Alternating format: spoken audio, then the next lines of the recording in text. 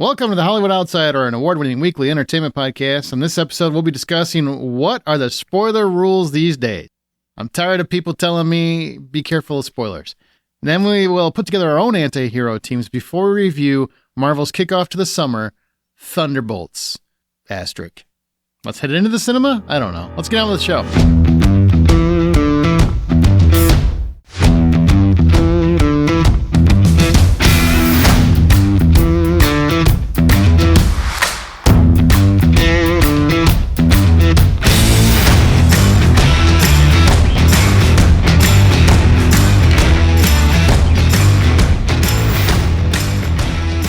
Trying to make fetch happen. My name is Aaron Peterson. Joining me today are my fellow host, John Davenport. Hey, buddy. Troy Heinrichs. Whoa, what's up? And Amanda Sink is not, she's still traveling. She's actually embarking on a new life in a new city. Again. And for her. Yeah, you got something. Are you just sad that you're not embarking on a new life? I'd like to travel too, but somebody needs to keep the entertainment news flowing. So I know. We're here. Yeah, what the hell? You got to show up to work. I mean, I don't know. I don't have a lot of room to talk. I embarked on a different thing similar a couple of months ago. Hey, everybody's embarking. Enjoy. Embark. Remember, you can always find more information at thehollywoodoutsiders.com. You can also find us on Facebook or X or Threads or wherever you find podcasts, whatever it is. Please rate and subscribe on your preferred podcast app. And if you haven't yet, our summer movie preview is already out in the feed. It released last week. And please enjoy it. We go through every damn movie that's coming out this summer. A lot.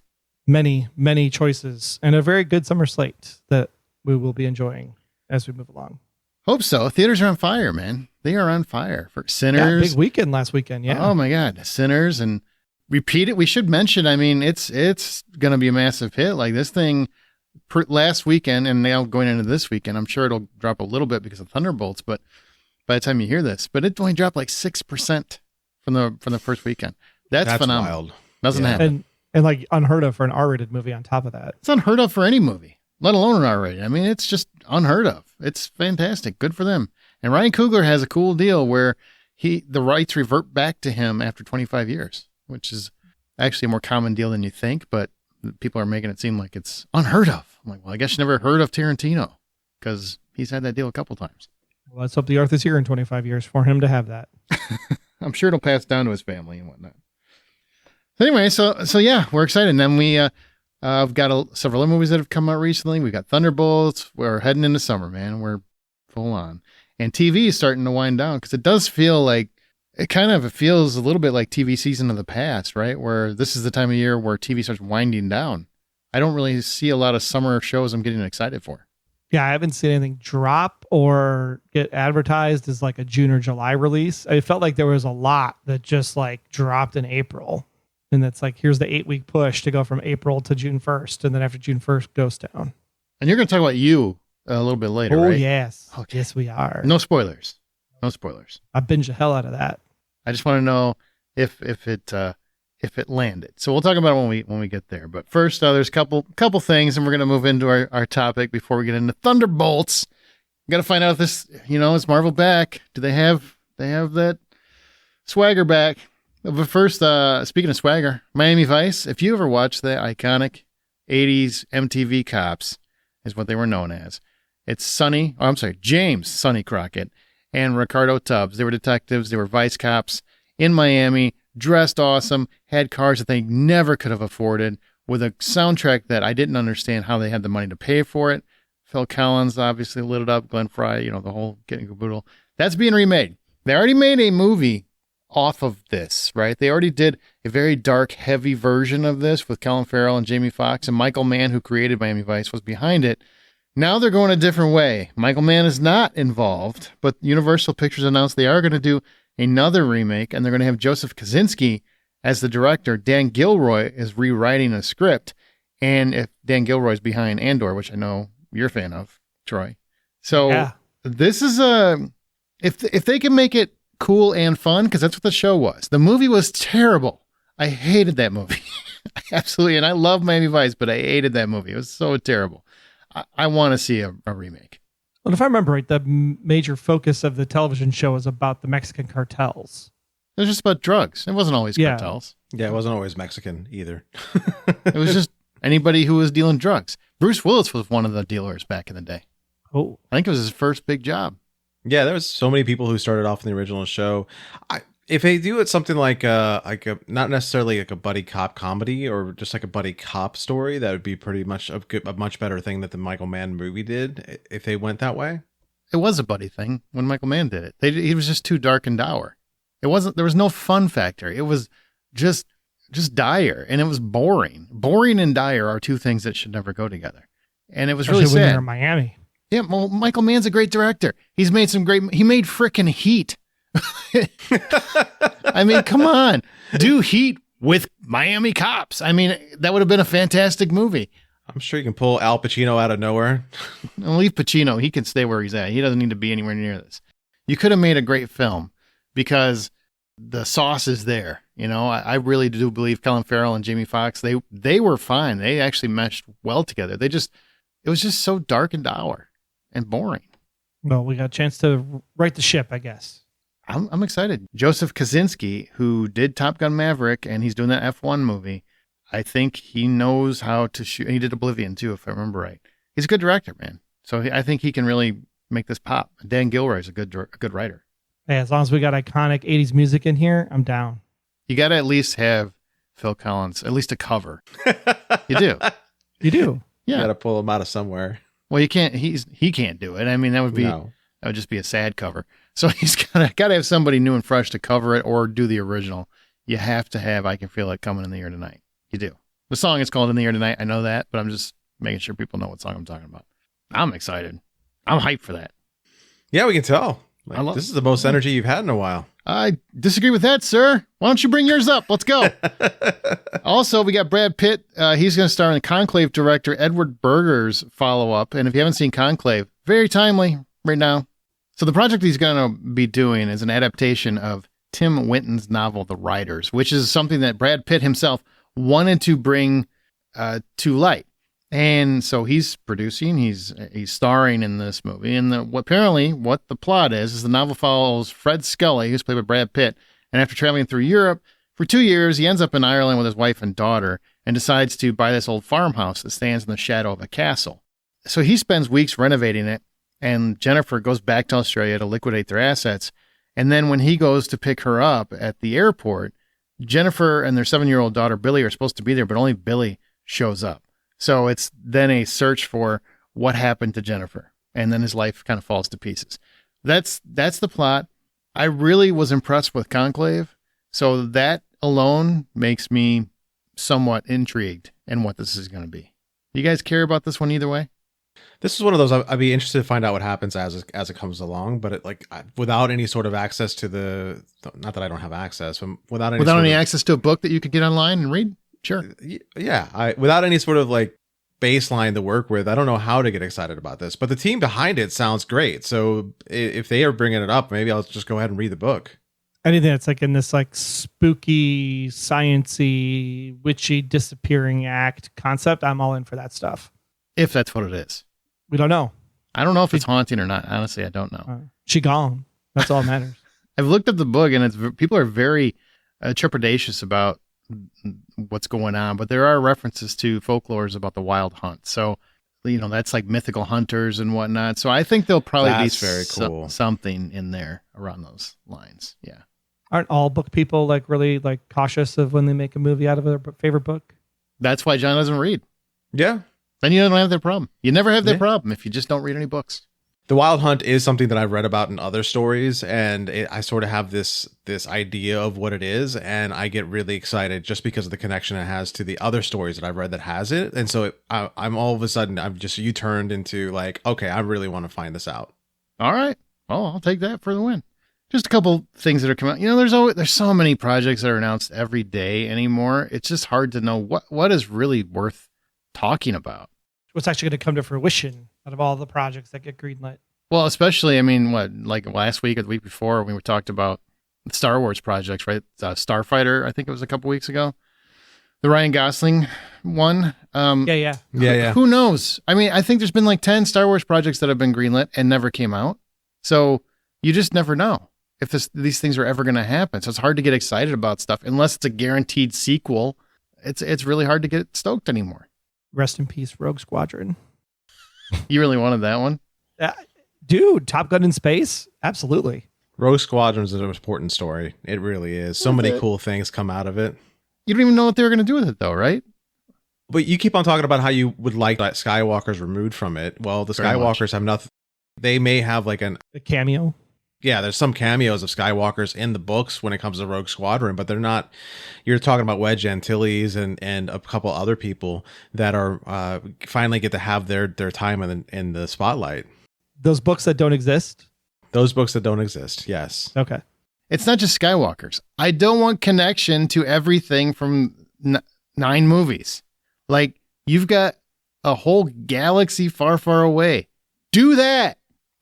You don't have to just be in this one spot all the time with these same characters that, well, there's a connection. So, they were one of the X-Wing fighters that were with Luke, and now there's some other story. I don't need that, man. Just get new characters and new stories. That's what I want. Except the one time that they tried to do that, it fell on its fates with the Acolyte. That's not the only time they've tried it. They did it with Rogue One. None of those characters were connected. Maybe the plans were connected to the story, but the characters were completely separate. And that movie was a massive hit. But the concept was still within the 9 movies. That's fair. And that's fair. And Leia was in the movie at the end. But they haven't done anything movie-wise to try and test this, really, is what I'm saying. Like, that's what they need to try, because I think people just want to see lightsabers and Jedi mind tricks. I don't think they care if you have a Skywalker in it or it's adjacent to what's going on with the Empire and blah, blah, blah. And I don't think the Acolyte is a fair comparison because that was just bad television. I mean, do it better, and I bet you more people would have liked it. Maybe. I don't know. There's some Star Wars fans are weird. Skeleton Crew was really good. Skeleton Crew's great. The reason why Skywalkers are always involved in it is because the Skywalkers are the best or the strongest Jedis out there. No, it's because it's easy. Because they were the only Jedi, and he was the son of the one that saved the world. Right? It's just brand recognition. That's all it is. I don't agree with that they're the strongest or the best. Sure, they might have the top brass because, he became Darth Vader and he's the coolest, most iconic villain in history. Why are we spending so much time on Star Wars? How the hell did we I don't get know, here? man. You're really going for it today. Jesus. We got to move on. I can't with them. Well, if you liked Rogue One, Andor is back. So go ahead and watch season 1 and season 2 on Disney Plus. I don't like Andor, so I can't. We know. You've made that very clear. I'll say it to all the people that keep trying to tell me, oh no, give it 16 more episodes. It'll be really on fire. I gave it 3 episodes. That's all I needed. And I usually stick with things. So no. Were you bored too? I was bored. Thanks. It was boring. I watched the first three episodes, and it was not fun. And the only reason why I at some point I realized the only reason why I was watching it isn't a healthy reason to watch anything, so I stopped watching it. What's an unhealthy reason to watch something? I like Star Wars, therefore I must watch Star Wars. So I'm being gaslit to watch Star Wars, even though I hate it. Kind of like Acolyte. Something like that, but also like I only really was watching it for Momoa's girlfriend. I can't remember her name right now. Oh, that's a super unhealthy way. Exactly. That's what I was saying. Especially since she has a name, and I'm not going to tell you what it is. All right, so we're going to go into our From the Outside In topic.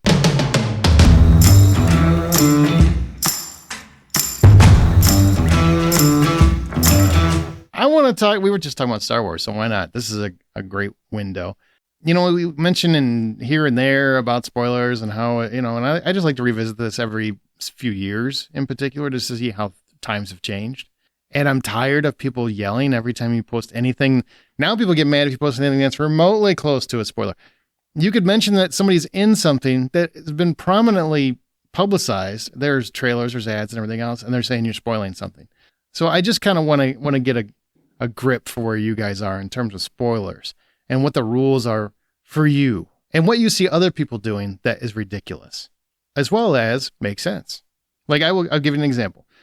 Cal Nolan, friend of the show, he famously avoids trailers, right? He goes out of his way to just not watch that stuff. And, for him, he doesn't really get spoiled on much. And I respect that. He doesn't really hound any, we post a bunch of stuff. He doesn't hound me anytime anything goes in there or says, you can't post that. That's bad. Never hear a complaint because he's pretty good at avoiding stuff he doesn't want to see. As am I. I hardly ever am spoiled. I never worry about it. I just don't intentionally go out and look for something and know how to avoid something. But yet there are some people who are like, well, this ruined it for me. This ruined that for me, which I've always had the argument that if it ruined it for you, it wasn't good writing to begin with, because if it's just a surprise, there should be something more to it. You'd like to be surprised, but there still should be more to it. Where do you guys sit? What are your rules?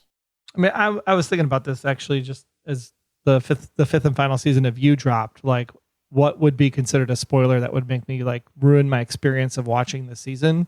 And how it ends? Well, there's like posts out there like, all the returning characters that are coming back and blah, blah, blah. And it's like, sure, they'll come back as flashbacks or whatever it is.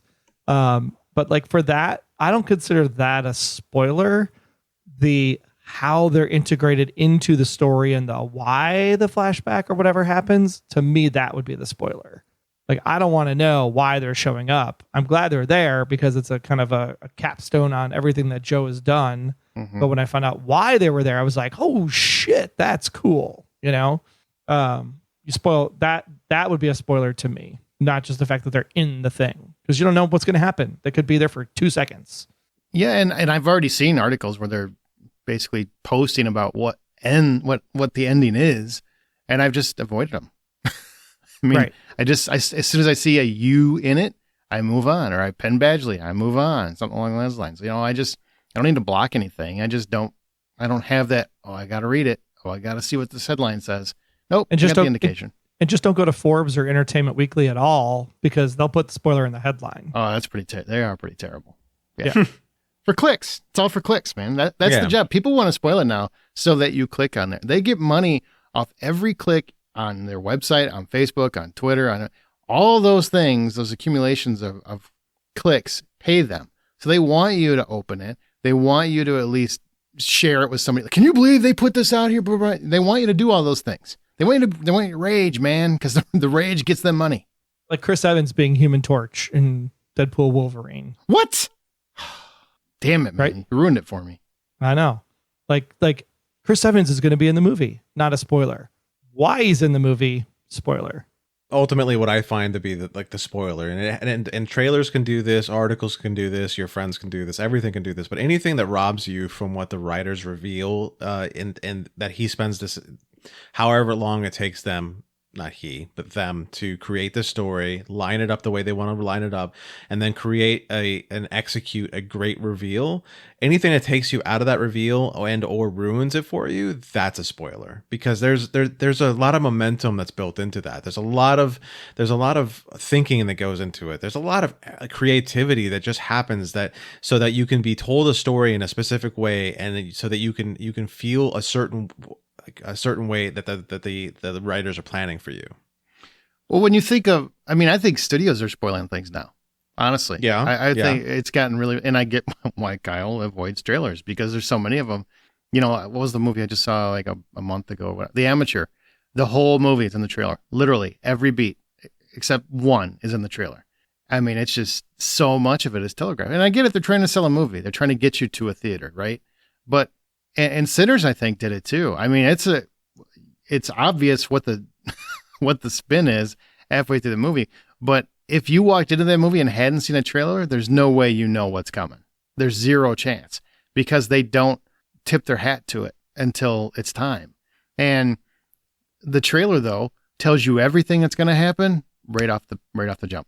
Maybe that's the problem, is this 2.5 minute trailer sequence. Like, remember the days of Periscope? Where'd that go? 6 seconds. Periscope. Tell me what you got to tell me Jesus, in 6 seconds. Grandpa. That's all I got the time. Right? God. But if you can get my attention in 6 to 10 seconds on a YouTube short or a TikTok or an Instagram reel or what, like, I don't need a 2.5 minute explanation to sell me on this movie. If you can't do it in 30 seconds, like a traditional radio or television commercial, then it's not going to be good. Well, that's the thing. That's not what people are watching, though. And by the way, if you start going to Chive or something, I'm going to be even more disappointed. Well, trailers used to be something that would wet your whistle. They would be something that got you to watch a movie, and it used to tell you the briefest version of that story, so that'd get you to go see it. And over time, it's become like, what kind of whiz banging thing can I throw at you to get you to watch this story? What do you no one's paying attention anymore to trying to sell this story to you.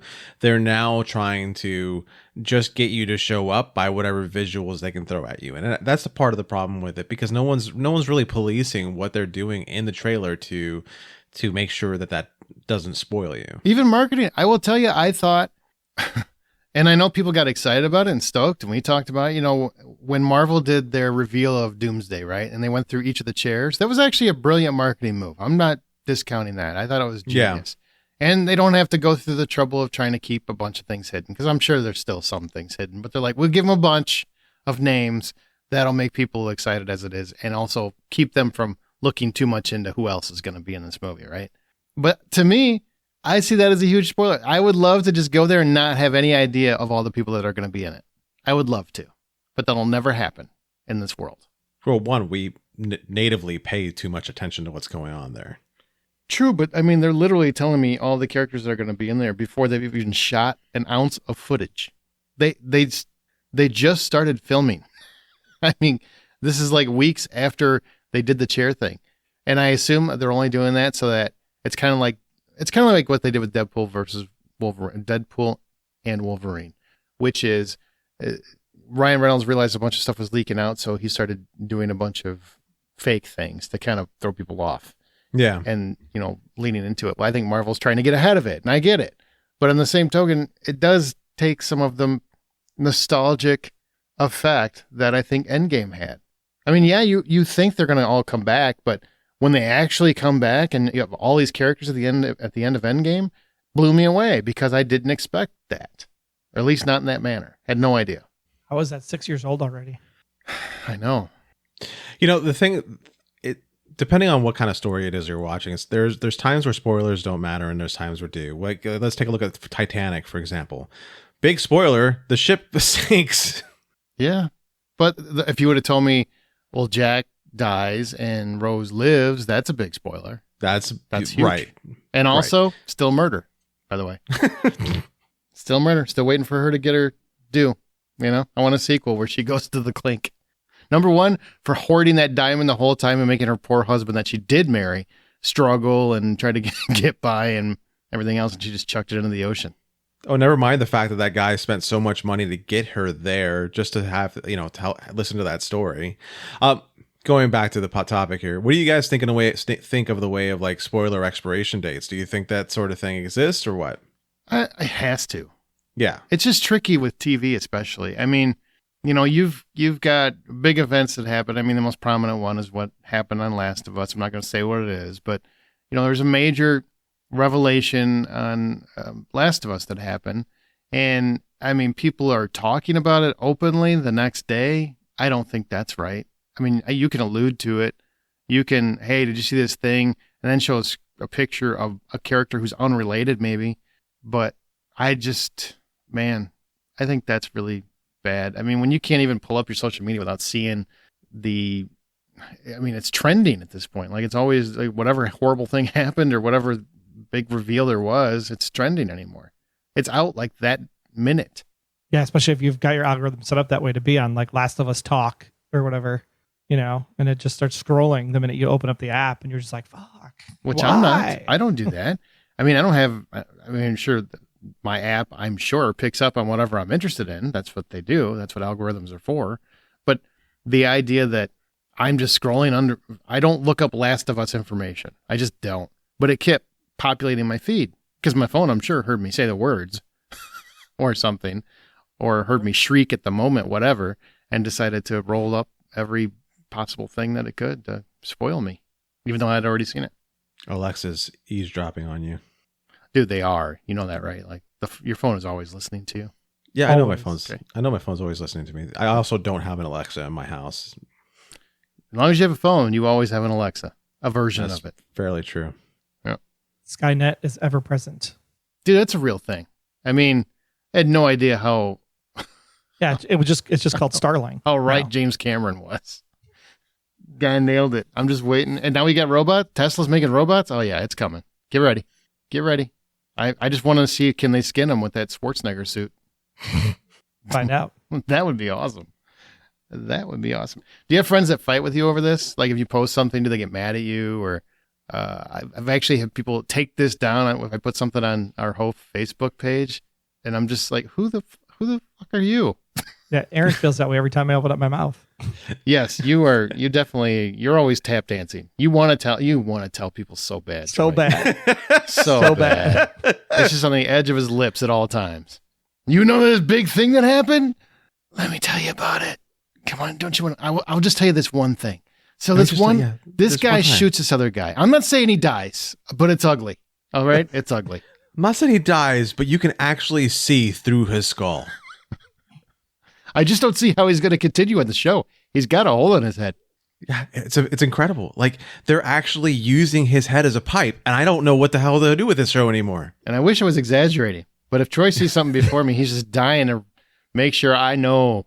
I got, and I don't believe it ever to be, I want to ruin it for you. It's always that he's very excited about it and he just wants to talk about it. And he's just mad that I haven't watched it yet. Usually Aaron's usually ahead of me. Movies usually, TV I'm usually behind. Yeah. TV I am usually behind. I don't usually watch anything when it comes out unless I'm worried about. It's killing me not to talk to Aaron about the studio. Yeah, I need to catch up on that one. Ugh, I do. Do you guys think there's such a thing as a story that survives spoilers, or does that not exist? No, I think it has to. I believe this wholeheartedly. I've said this for years. If you have a major reveal or some plot mechanism, okay, Joffrey dying in Game of Thrones, right? That's a huge reveal. Huge. I'm only using that 'cause it's like 10 years old now. So that was a complete shocker, unless you read the books. Let those guys go. But that's a huge shocker. And it's one of those things that once you know it, if you go and rewatch the episode, it still hits you. That's good writing. That's good acting. That's a good episode. It's a great episode. If you watch it and it's just a surprise that he died, but it didn't do anything to you, that's not a very good episode. That's just a shock. And shocks don't do much for me. I think it has to stand the test of time to me. What about you? You think differently? Well, I think that it depends on the kind of show it is. You're right. With Game of Thrones, it was just good writing. And they had to be good writing because they had to execute it so well because of the book readers. But your usual thrillers, mysteries, or horrors, they rely on surprise so much that you can't really mess with that too much. If you give that away, then you all of a sudden you sap the tension out of the room.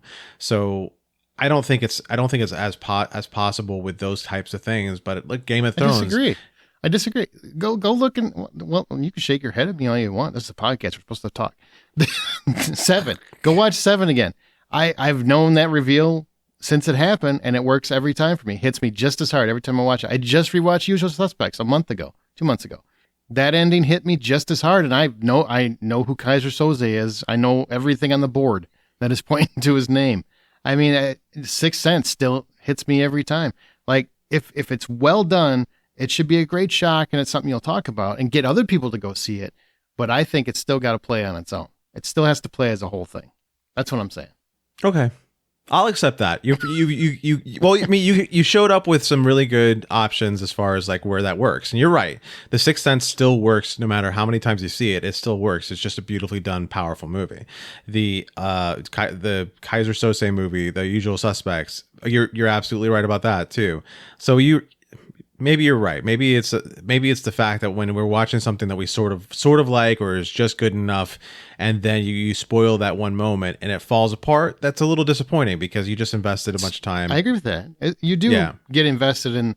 You would have liked to have had that moment where you had no idea that was coming, though, and that would be absolutely. That's the memory you can tell people. Like, I can't believe that, and it's very much like, seriously, Endgame was a great example, not just because it's timely, because it's recent or whatever, but On Your Left hits me in the gut every time I hear it, right? Yeah. Mm-hmm. But when I first saw it, it made me emotional.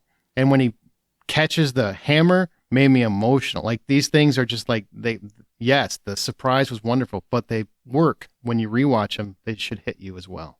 And those do. Spider-Man. My God, that was that surprise was ruined for me. I absolutely knew they were going to be in there. I kept trying to talk myself out of it, but there's enough internet ruining it that I wasn't really surprised. And it still made me cry like a little idiot. Well, let's change this up a little bit. Okay. All right. So you're a very intuitive person, and I'm a very intuitive person. Troy is a very intuitive person. So if we watch something that is like a mystery or something like that, part of the fun in that is to be able to sit down and intuit what the story is You as just it's unfolding in front of made up us. a word, but go ahead. Intuitively? Well, we want to sit there and we want to be able to unwind the movie Yeah, that's true. as best as we can without any sort of help or anything else, because we are trying to like pick up where the story bits are, what leads us to where, and that part of it is really fun. But if you watch a trailer, you already know where everything's gonna. You can really lay out where everything's gonna land. I agree with that. Somebody tells you a critical point, you can see that critical point before it lands, and so. Like, I'm just talking from the point of view of like people who go to the movies just to really enjoy the story, get involved in it, unwind the story, start playing that game of, oh, there's the gun. I'm going to see that gun again in about 20 seconds, or I'm going to see that gun in about 45 minutes. Like all that stuff gets really fun for people like us. And if you go in preloaded with a bunch of information that gets you can actually really throw that story out in front of you and you're like, okay, great, no surprise, okay, cool, no surprise there either, all right, Yeah. So that's a problem, because I would like to say, like, for the 5th season of You, I posited a specific thing which I was correct on. So I had the what, but I didn't have the who, and the who was made it pretty awesome. So like, if that had been spoiled, I would have been like, well, why did I watch this season? Because that was like the whole season. Oh, that would be a big deal for you. Yeah. Be a deal breaker, so to speak. Like one of my favorite examples of this is I remember watching Lost, and there's an opening to one of the later seasons of Lost where all you see Should is I pay you for this? No, he didn't.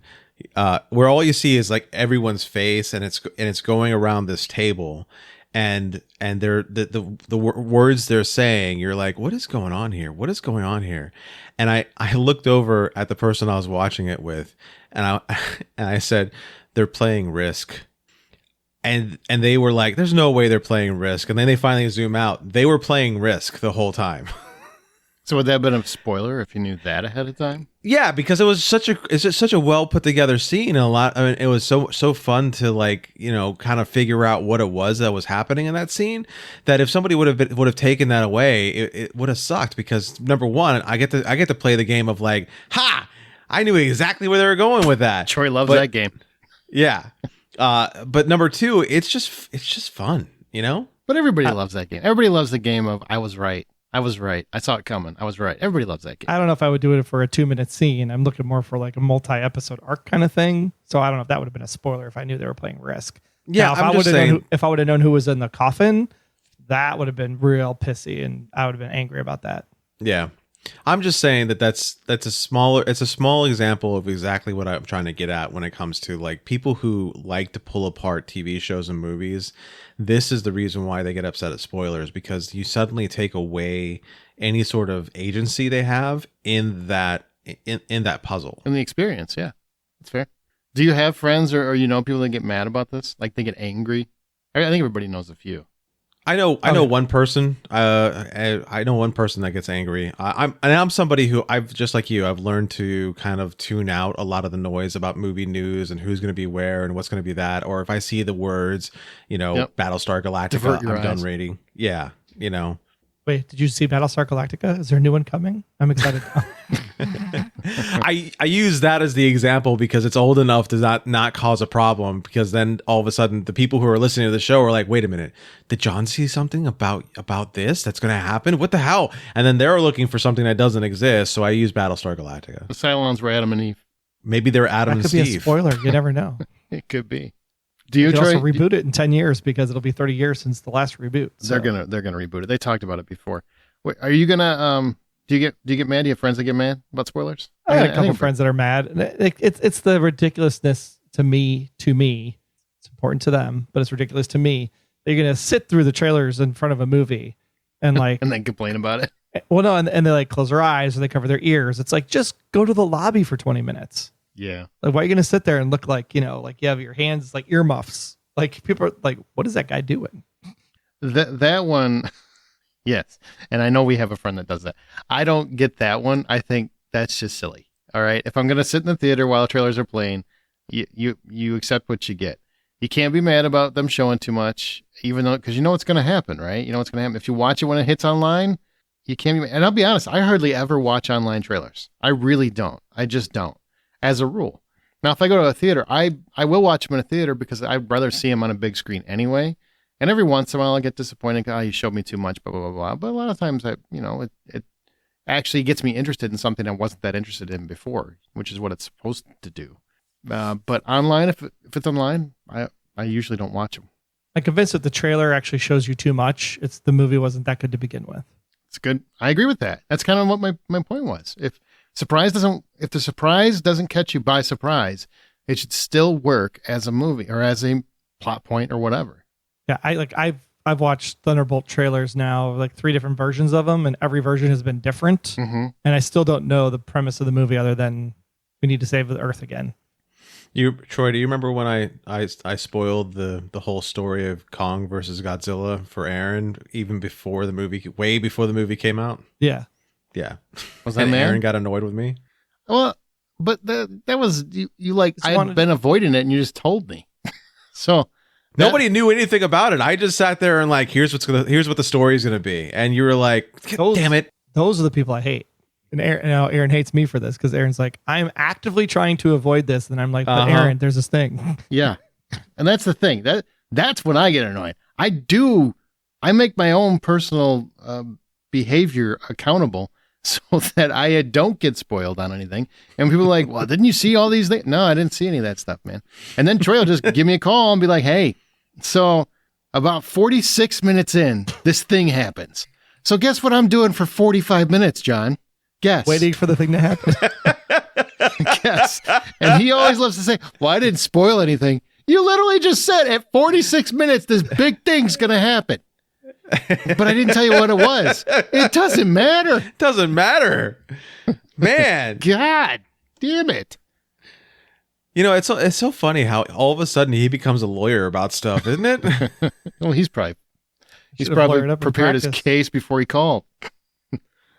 That was a fun conversation. That was interesting. I like to see where everybody is on it and how things have changed. Because remember, 5 years ago, I think we were in a completely different world where I don't think much was getting spoiled. Like, people were pretty good about keeping it, and I don't think anybody tried. It was getting worse, but it wasn't as bad as it is now. I mean, 5 years ago, there wasn't anything happening because we were all locked up.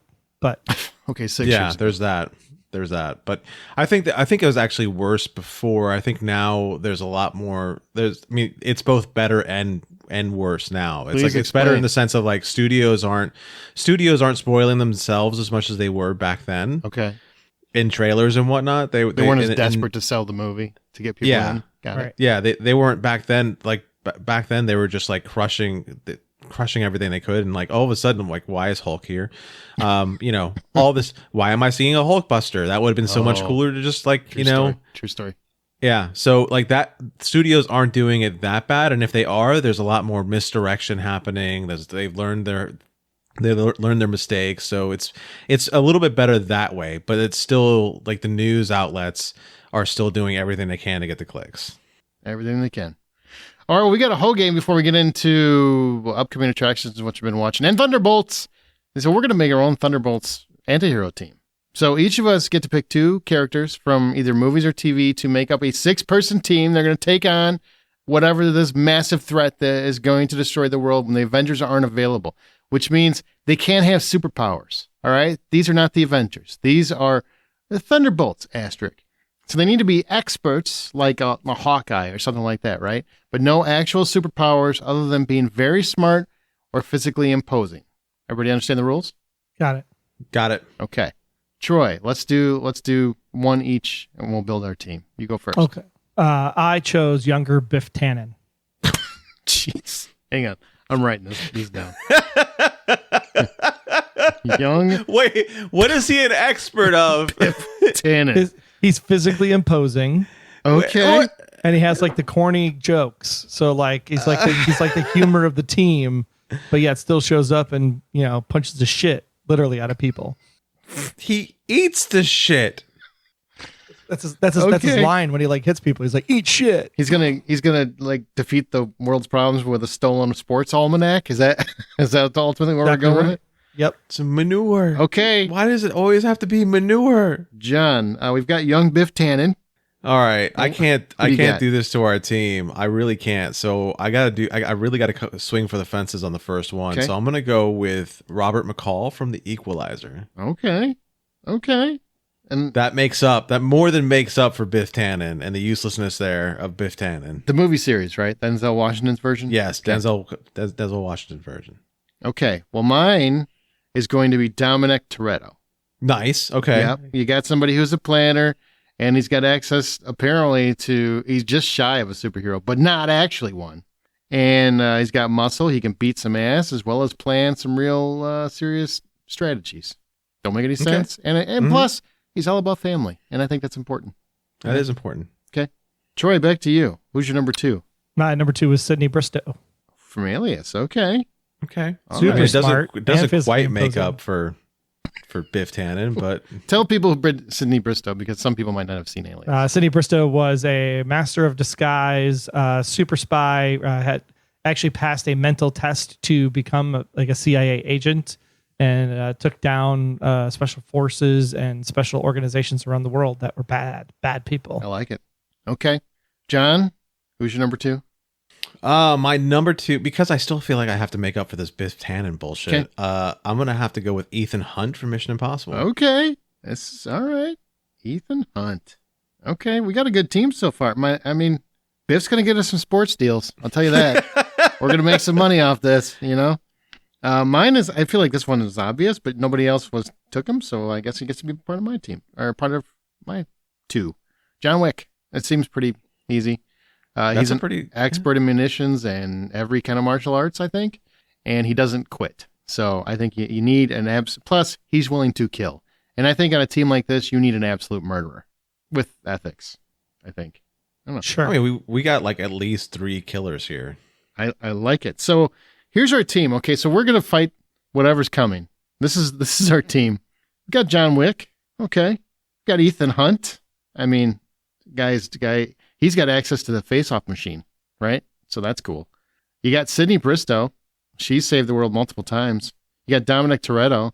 Guy's badass and a planner. You got Robert McCall, and he just knows all the underground people and operatives and espionage ways to get things done. And then you got young Biff Tannen, who's just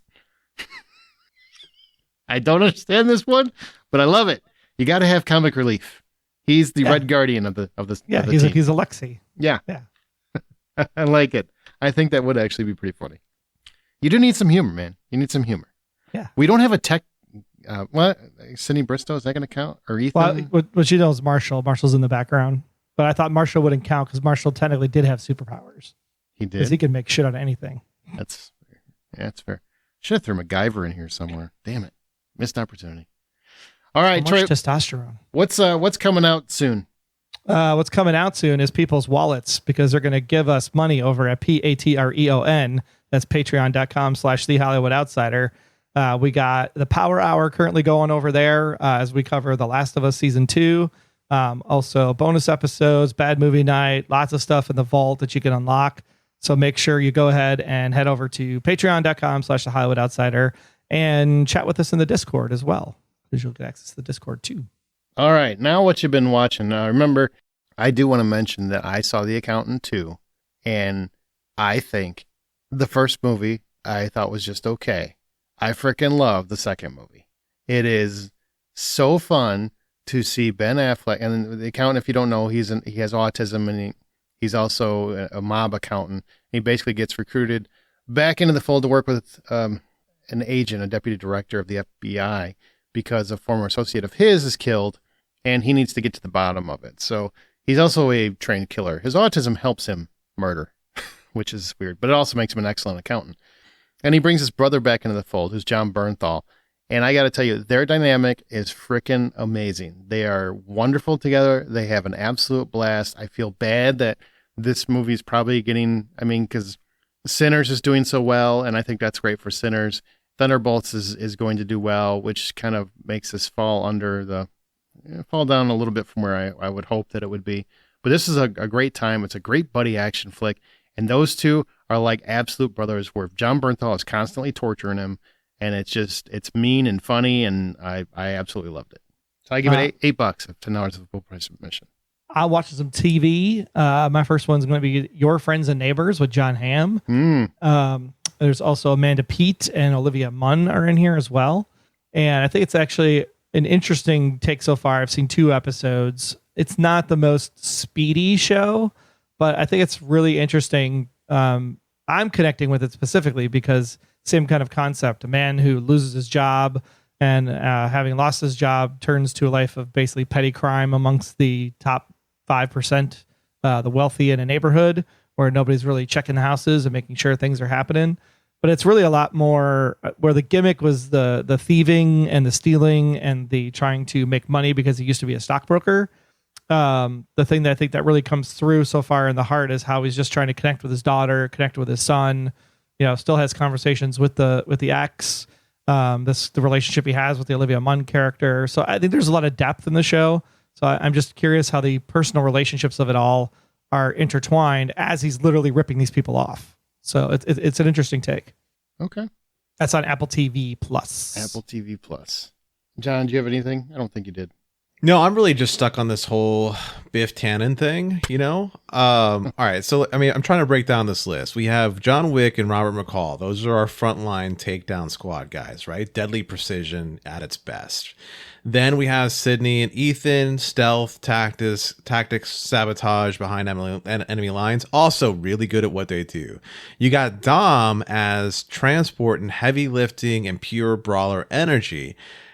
And then we have like Biff as a chaos agent, smash first and maybe think later if we're lucky. Like, really, so for fun, like if Biff survives the first fight, is it either because the bad guys are laughing too hard at him, or is it because Dom taught him how to fight and be punchy?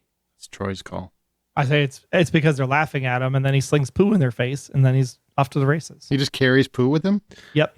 Now he just carries poo with him everywhere he goes. I like it. I mean, do you see how much poo he was covered in over 3 movies? I like it.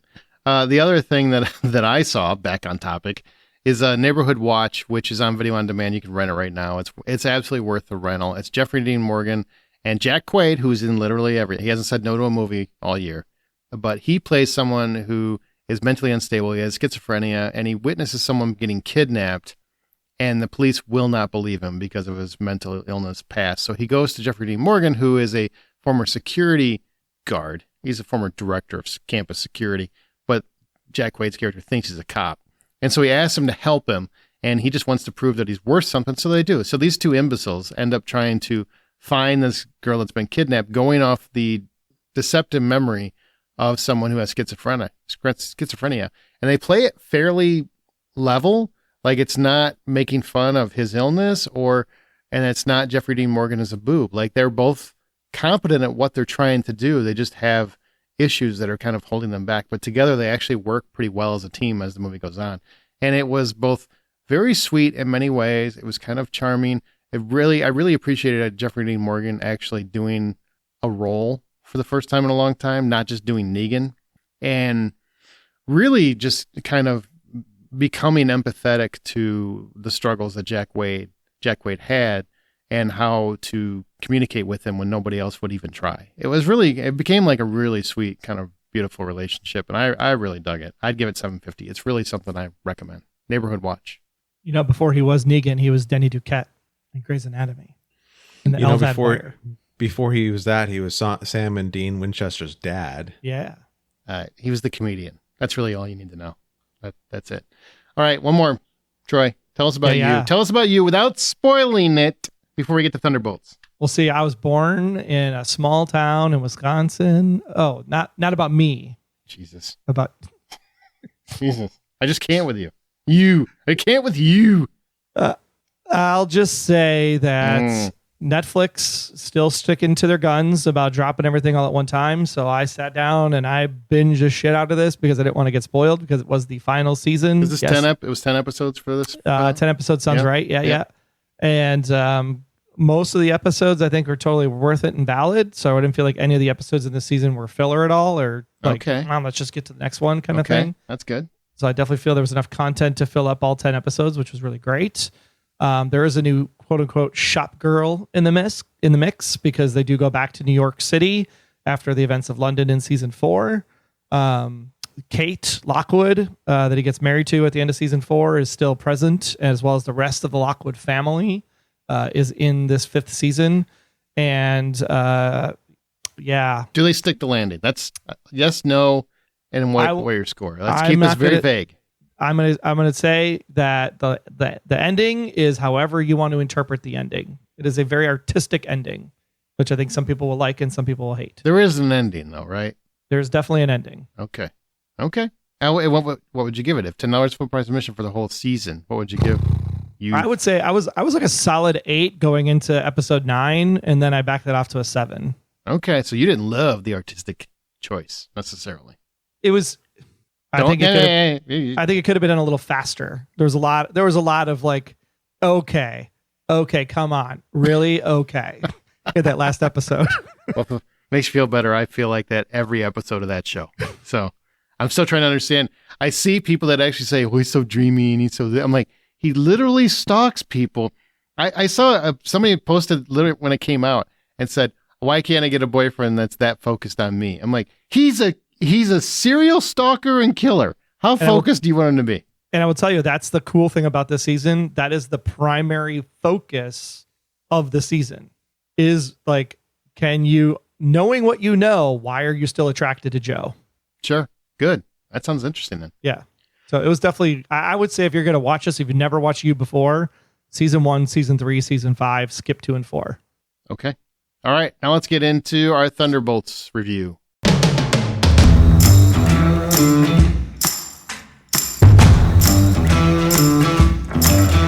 Okay, now it is time for Thunderbolts. We have seen it, Troy and I have, and we're going to talk real quick, spoiler free, and then we're probably going to dive into some details with the spoilers. So if you don't know what Thunderbolts is about, where you been, man? So Marvel Studios assembles an unconventional team of anti-heroes: Yelena Belova, Bucky Barnes, also known as the Winter Soldier, the Red Guardian, Ghost, Taskmaster, and Timu Captain America, John Walker. Oh, and Bob. Bob's there too. And after finding themselves ensnared in a death trap set by Valentina Allegra de Fontaine, to cover up for her seditious crimes, these misfits must team up to face a much darker threat than many heroes have ever faced. Okay, so that's the spoiler-free synopsis. And like I said, we're going to tell you if it's worth your money before we get into some spoilers, but there's a lot of stuff we want to talk about, and I want to get into it. So overall thoughts, spoiler-free, Troy, and your score before we get too deep in the weeds here. No, I think I liked it overall. It started out great. Then it was kind of like this, like lull in the middle where I was kind of like, I don't know, like speed it up. We need some like action here. And then it got to be kind of comedic and funny again. And then it got to the real heart of the movie itself.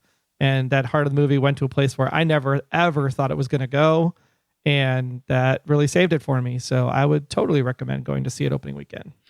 Yeah, and if you're hearing this opening weekend, yeah, definitely go see it. This is what I'll tell you, what I think about it, without spoiling anything, is this is the best Marvel movie I've seen in a long time. And that's a good sign. I feel good about that. I liked the last Captain America movie, and Deadpool and Wolverine is kind of an anomaly. I wouldn't really count it as part of the MCU. It's its own thing. So I'm not really counting that as part of what the MCU is these days. This was, I thought, it ended up being great. It has a lot of connection to mental health and to loneliness, and really has an impact in that respect a lot deeper than I ever expected from a superhero movie. So not only do the characters pop, they really work well as a team. They're working together as a team in a reasonable, sensical way. It's not just some force being thrown together. And I just absolutely kind of adored them by the end. And, you know, you do find out what the asterisk means, and it's totally not what I expected. So it's pretty cool. I'm sure if you know the comics, you probably know, but yeah, I have $10 full price admission. I give this $8.50. I loved it. I'm right there with you. When I got done, I was like, I want to see another one. Well, you will, most likely, as long as this does well. And I hope it does. So, no, we will, because we were told. Yeah, that's right. We were told. We were told. Now, I don't want to hold anybody up. So if that's all you want to know is the spoiler-free concept, like in terms of the review, I will tell you the movie is held up by Florence Pugh. She is the star of this thing. There's always a leader. She is the leader. It's not Bucky Barnes, like I kind of expected. It's really Elena. She is the heart and soul of this whole piece. And they do a very different dynamic in terms of how to confront their foe, so to speak. It's not as cut and dry as most superhero movies are. And I really, really did appreciate that. I think what we should say is we should tell people that it's not a superhero movie, because I really felt it was not a superhero movie. Yeah, I would agree with that. Yeah. Yeah. It It's was a definitely movie that had superheroes in it, but it was not a superhero movie. It's not the same kind. It's not the same kind.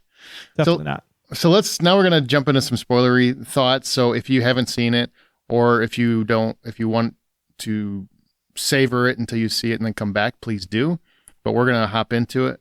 So with that, okay, now we're into spoilers. This is no longer the Thunderbolts, asterisk. This is the New Avengers. Haha, what a surprise that was. I was shocked. Shocked, I tell you. Great. Now we finally know what that frickin' asterisk was. I thought it was because it was the soccer team reference. I didn't know that it was going to end up being the New Avengers. I knew it was going to be the New Avenger. Did you? Yeah. How? Did That's you what they spoil call- yourself? Because of the comics. Comics are there. Did you read these comics? No. I know of the comics. I didn't read the comics, but I know the lore. I mean, I'm educated. I didn't know. I don't know this one. I didn't know this one. But one thing, I really love how each individual character is kind of having their own like personal struggles, even though they can be an asshole or an assassin or just malcontent, whatever. They each had their own struggles, and Yelena's in particular was really mental health related, which was a really primary focal point of the whole movie, which surprised the hell out of me. Yeah, I mean, it opens up there right out of the gate with her kind of, I don't like my job. My sister's dead. I'm sitting on top of a building that looks like I'm going to jump off of, which she does, Yeah. but not for the reasons you would think she was doing it based on what she's been saying. So like, there's a lot of good dark metaphors in here about depression and mental health. And I think that was pleasantly surprising, because I was like, what is this movie trying to say? And then as you go with the ride, it's kind of like, wow, like this is not at all what I was expecting when I sat down tonight. Me either, man. And it's like, I like that we get time with Bob. I mean, I think you could, as soon as you meet him, you're like, okay, there's a lot more to this guy than you expect. I didn't know Sentry. I don't know that character or whatnot. So I had no idea where they were going with that. I didn't know, how he has this power of 1 million exploding suns. Like he's basically Superman for our world, but mentally ill, and I thought that was fascinating. We've seen this here and there. Brightburn is a good movie where they, basically have a sociopathic Superman, but I don't think I've seen it done like this, where it's someone really just struggling with depression that has superpowers and it doesn't know how to use them. And basically when he gets too buried in the darkness, in his own darkness, that's when his superpowers come out. So he just starts disappearing people, which was or scary when that happened. trapping them in their own minds, I think is probably the more apropos. Right, but it looks like they're disappearing. Like the first time it happened, you're like, "Oh my god, Bob!" Yeah, you were like, "It's the ash sequence all over again. What's going on?" I did. Yeah, I'm like, "Who snapped? Oh shit, who snapped?" Yeah, I absolutely I love this. I love that the end of the movie is not basically centered around destroying a city and who's going to stop them and blah blah blah. Because I kept, while they were trying to figure out what they were going to do, I couldn't help but think, there's no way they can take him. I mean, they're all just normal people mostly. I mean, they might have some super serum here and there, but they're not going to take Superman. But man, they really just make it a mental health lesson to a large degree. Yeah, and then just that whole relationship you have between Alexei and Elena. It's just like when that whole sequence happens and she's like standing there on the brink, facing Bob and just on the precipice of like, am I going to lose myself to, loneliness and despair, or am I going to come back and be with my dad and my friends? Mm-hmm. And she like just takes that step in, and it's like, wow, like that actually happened. And then the emotion that Alexei goes through because he thinks he lost a second daughter, basically. And it's just like, that was hard. That was hard to witness. And then of course she's fine because she's, just in her own mind. She's not actually dead. Yeah, but I mean, it was so well done, because it's all, and we're going to probably bounce around a little bit as we talk more about the characters, but I love that it was right after the superhero moment that you always get. And that's a calm before the storm and all that jive. But I mean, it just gets so dark so fast. And when she steps in, you know she's going to be okay because she's Florence Pugh. She's the star of the movie. But I got to be honest, when they started disappearing people, I wondered, I'm like, oh crap, maybe this is it. Maybe this is like a big twist. You know what I mean? Yeah. Yeah. I mean, it's not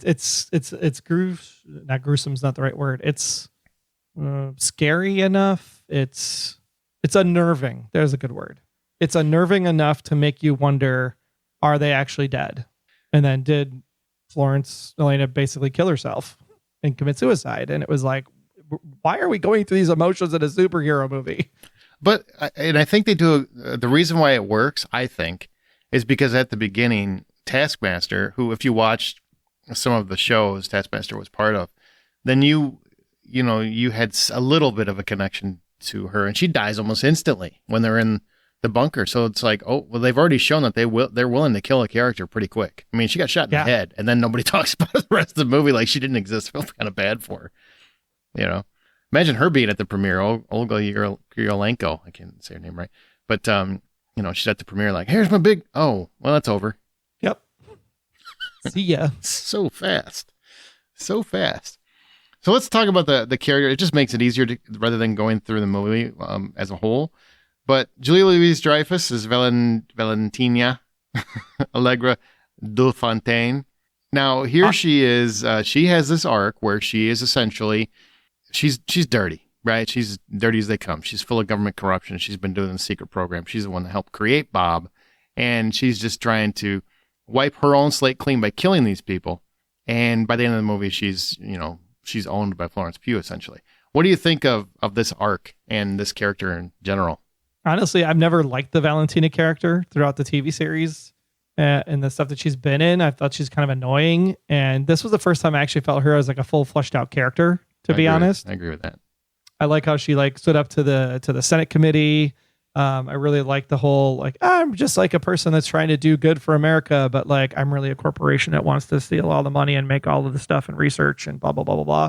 So you got that kind of like evil villainous to her, but yet she's not a villain per se, because she is actually trying to research a superhero program because the Avengers are gone. Mm-hmm. So who is going to save Earth? So she's taking it upon herself to basically do it out in her own way, which never is the right way, but she does end up making a superhero basically in Bob, aka Sentry.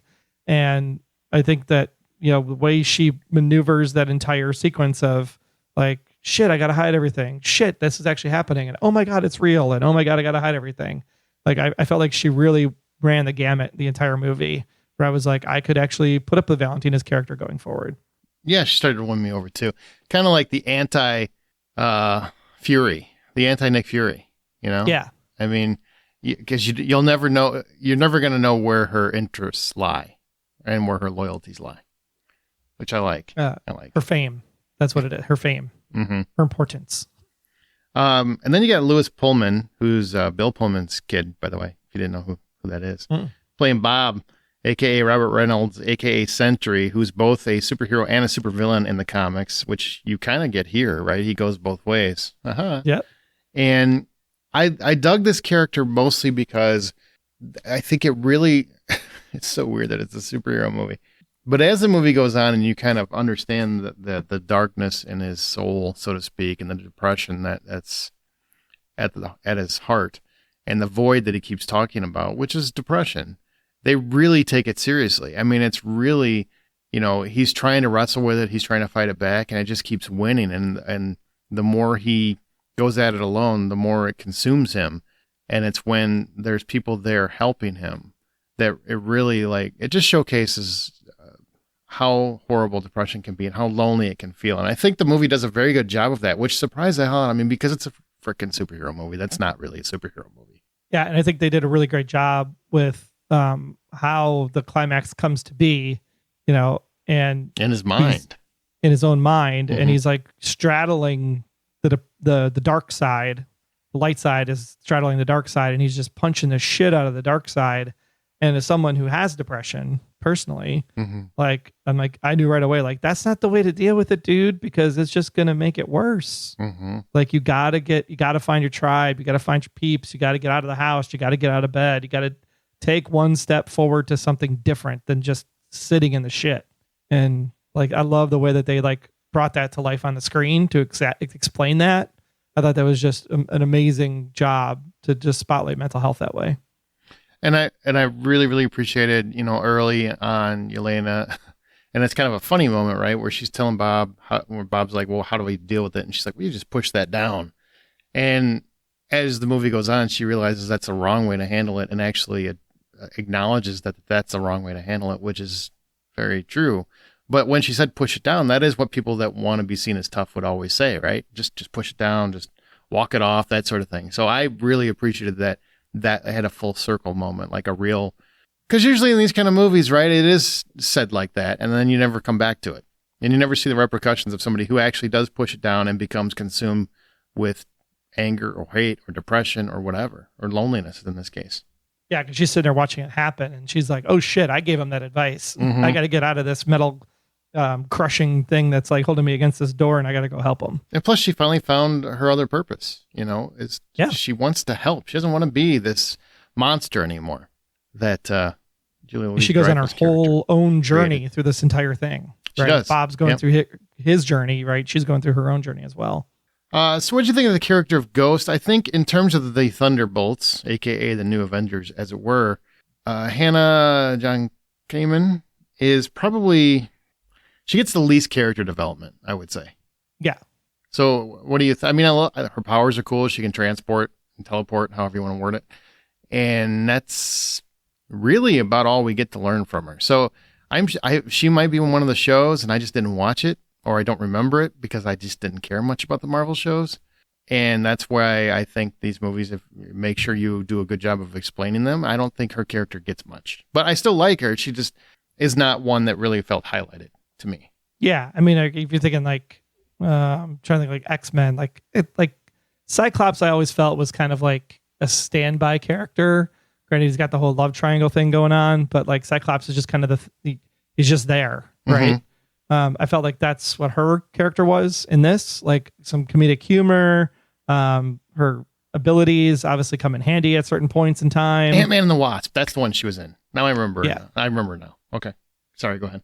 And, so I just feel like there could have been more with her character, but I think it served the purpose it needed to serve.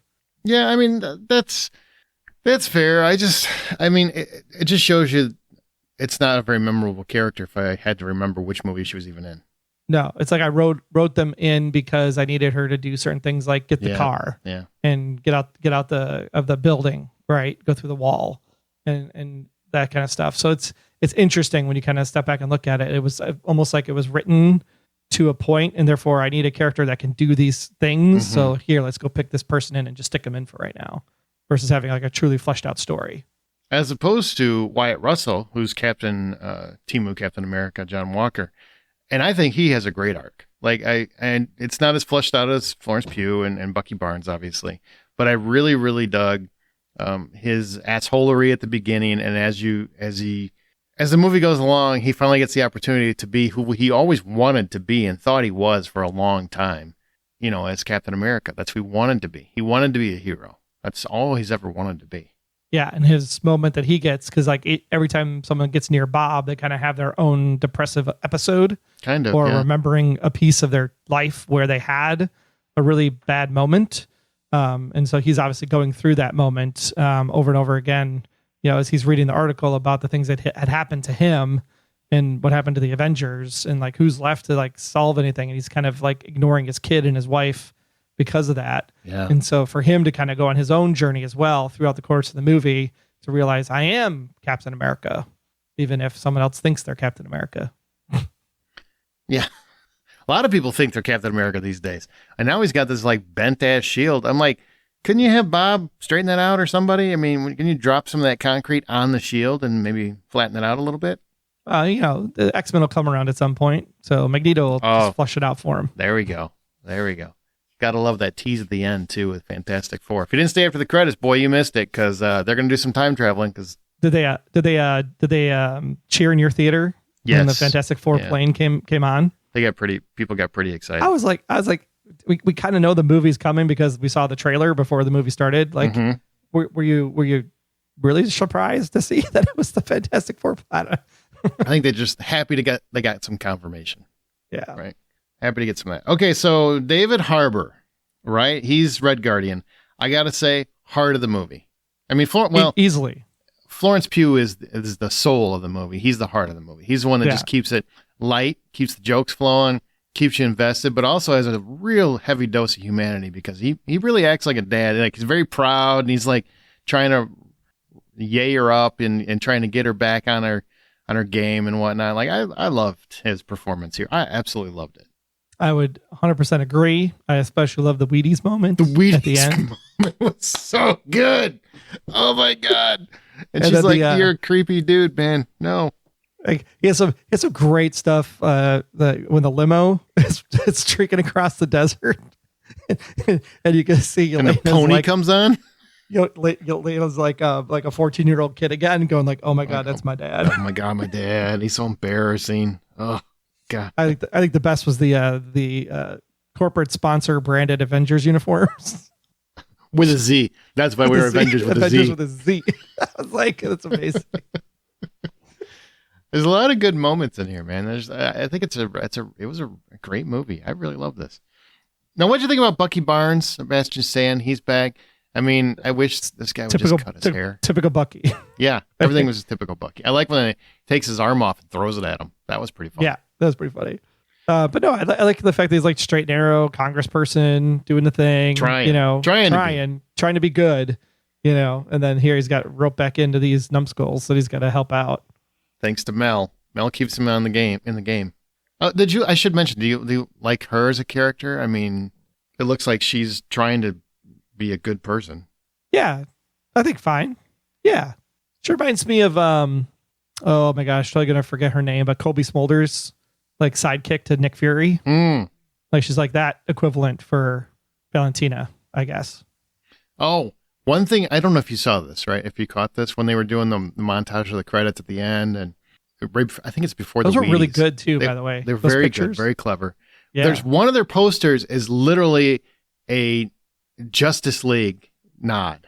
It was. Did you see it? I was hoping you saw that. Okay. I was like, so I'm not nuts. I was like, did they just do that? Because that was pretty awesome. They just posed as the Justice League. Yeah, it was brilliant. And it was I think it was a Justice League poster for the original, not the recut movie. It was just the original one. So it was great. I loved that.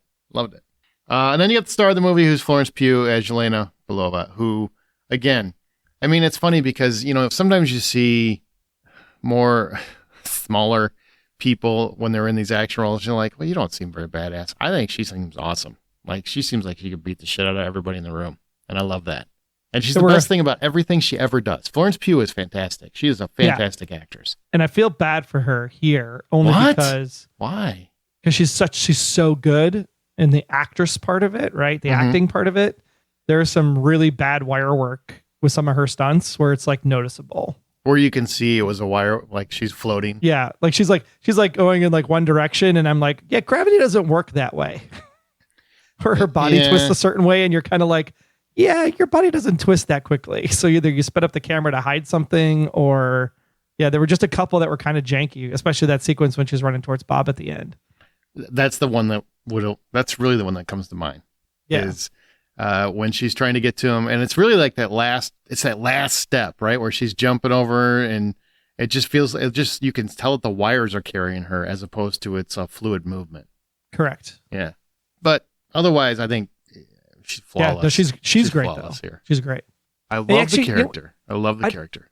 Now that I'm thinking about it, that whole opening sequence when she's like taking out the soldiers in the hallway and it's that top-down camera shot, and she's like fighting her way through, but everybody's like all the soldiers are in black. I was wondering if that was like her, like a foreshadowing moment of what happens with Bob, when he's like doom and gloom Bob. If that was like a foreshadowing moment, like how she's trying to fight through all that black, all that gloom and doom. Kind of, because she was talking about it, right? That was part of her narration. I could see it. I could see that.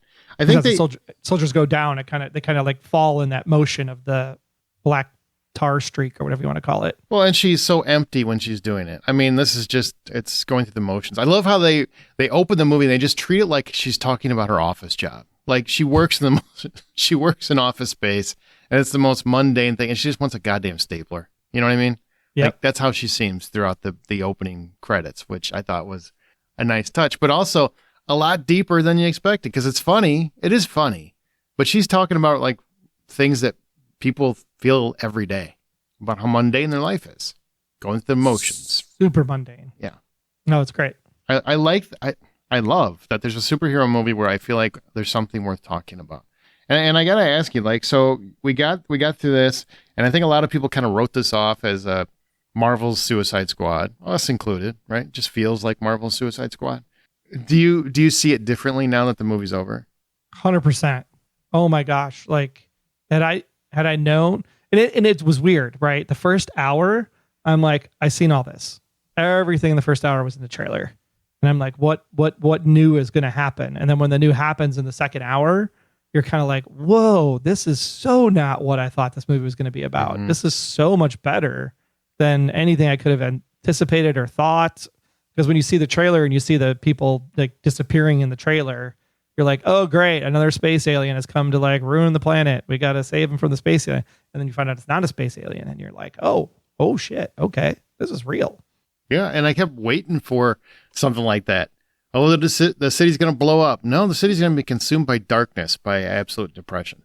And right. That's the super villain, which is one that everybody can feel.